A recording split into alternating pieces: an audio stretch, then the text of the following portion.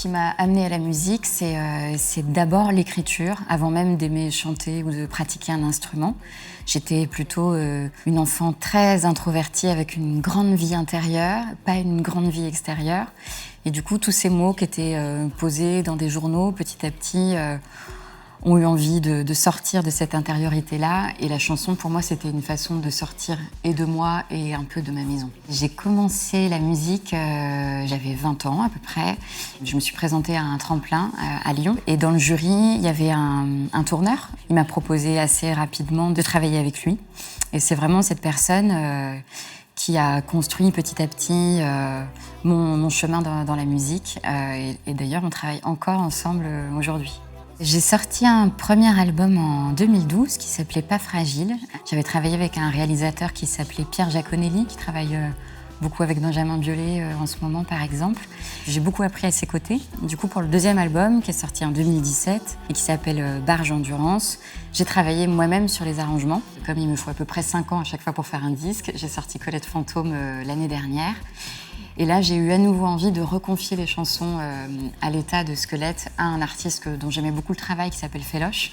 Et je lui ai donné un peu la carte blanche et c'est lui qui a habillé les chansons de cet album. Ça fait 17 ans que je fais de la musique. C'est un métier qui est à la fois nourrissant, enrichissant et en même temps qui est très difficile parce que la musique, c'est aussi quelque chose qu'on vend. Et donc, c'est pas évident de réussir à durer en fait en tant qu'artiste dans ce milieu-là. Il y a vraiment des moments de creux, des moments où on revient un petit peu en lumière.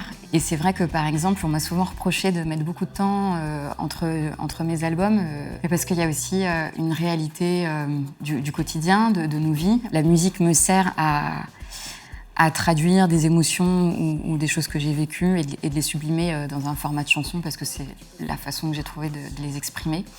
Et parfois, il faut juste vivre. Et ensuite, le temps de la création est aussi un temps qui peut être plus ou moins laborieux, en fonction des équipes avec qui on travaille, en fonction des moyens qu'on a aussi. Je crois que je suis plutôt assez fière de me dire qu'aujourd'hui, j'existe encore. Enfin, en tout cas, ma musique arrive encore à trouver un chemin vers un certain public. J'écris plutôt, j'appelle ça l'écriture automatique, c'est-à-dire que j'essaye en tout cas d'éteindre un petit peu mon cerveau conscient et de laisser l'inconscient sortir un peu les mots, les phrases qui lui viennent, des mots-clés. En fait, quand on crée, il suffit pas de mettre sa chaise devant sa table, de prendre une feuille et un stylo et de se dire « Allez, je vais faire une chanson ».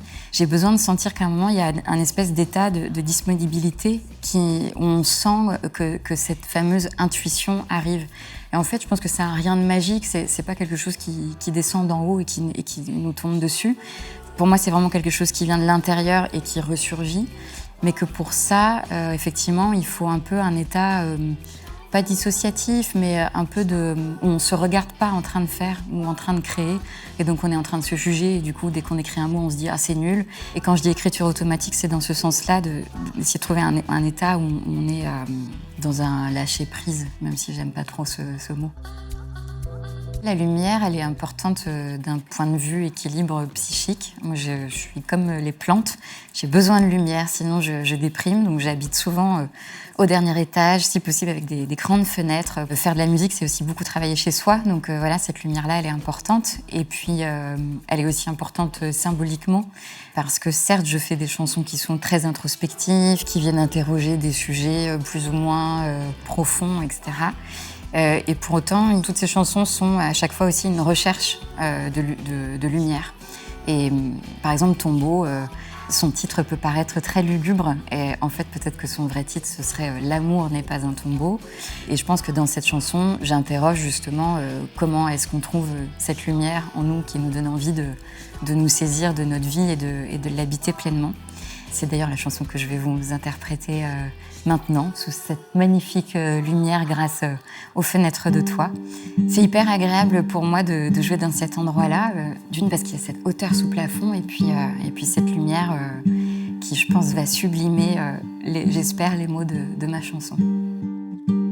Mangeras-tu des litanies, à genoux la tête en lambeaux, l'âme en lobotomie, l'amour n'est pas un tombeau.